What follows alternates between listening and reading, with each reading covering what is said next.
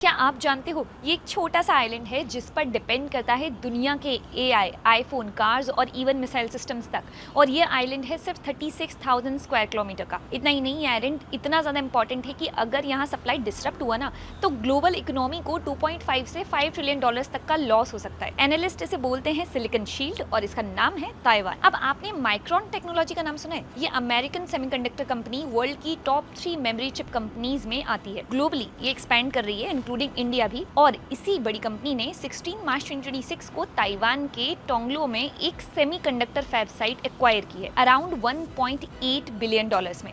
इस फैसिलिटी में 3 lakh square feet clean room space है।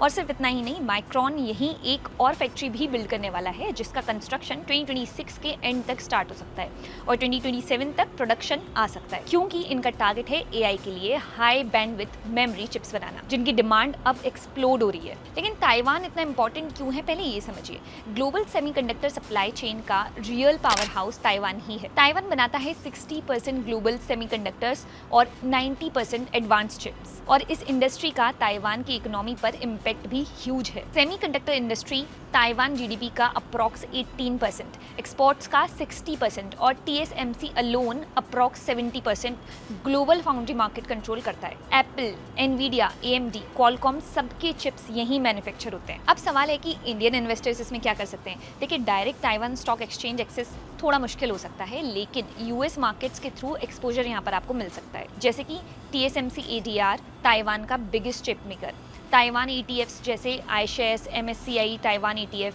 माइक्रॉन यानी कि एमयू जिसका ताइवान में ऑपरेशंस रैपिडली ग्रो हो रहे हैं। सो बॉटम लाइन सिंपल है, AI boom, global chip race और यूएस चाइना टेक वॉर के बीच ताइवान अभी भी वर्ल्ड का सेमीकंडक्टर सेंटर है। और जब भी कोई कंपनी ताइवान में इन्वेस्ट करती है, जैसे माइक्रॉन ने अब किया, ये एक सिग्नल होता है कि चिप यूनिवर्स का सेंटर अभी भी वही है। Investment in the securities market is subject to market risks. Read all the related documents carefully before investing.